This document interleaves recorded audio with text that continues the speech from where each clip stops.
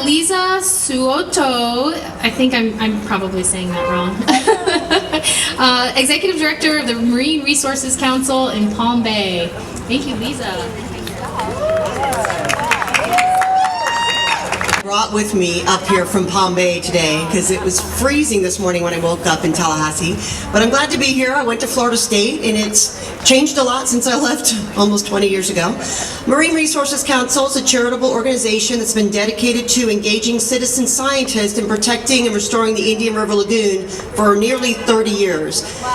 Dr. Leesa Souto, I'm also a visiting professor at the Florida Institute of Technology, and was delighted to have the opportunity to lead this organization a couple of years ago, just when the estuary was starting to go into a decline in the northern IRL that Katie so eloquently described earlier, with the loss of manatees, sometimes dozens of them a week, and the seagrass losses and the diving birds and loss of dolphin life. And the community was outraged and they were horrified.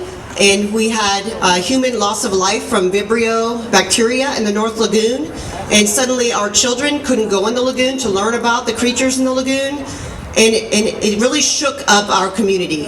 And people wanted to know what in the world was going on and what could be done about it. And the really challenging part is that there was no smoking gun. There was no discharge. There was no industry.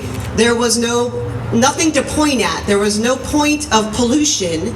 And so the point I'm going to make today is that what is being described as non-point pollution, that there is a point to pollution. And it's each and every one of the human beings that are living in the Indian River Lagoon and in Florida's watersheds. We start prioritizing which land uses are contributing the most to the deterioration of our water quality and creating the mechanisms for change.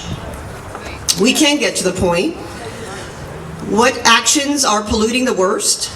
Why are they being perpetuated? How can they be changed?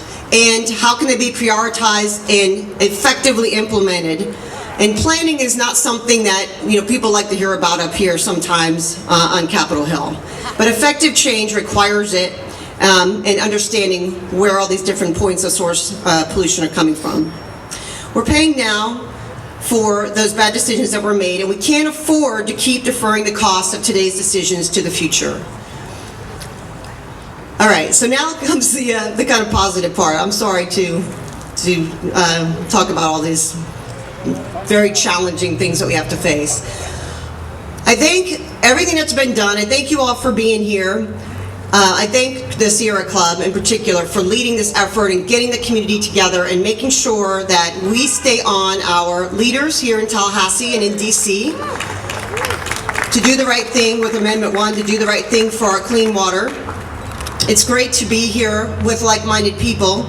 I appreciate you being here and holding your hearts out and letting go of what you believe in, and people really articulating their beliefs and getting passionate about what's important. I appreciate you sharing the hope with those who sometimes lose hope because the challenges are so great in the state of Florida, and that there is a future for us in clean water in Florida, and we need to act now, and we need to be together and strong. And it's a great honor to be here with all these wonderful speakers and with all of you today, and to be part of the force for Florida's clean water. Thank you. We've only just begun. Thank you.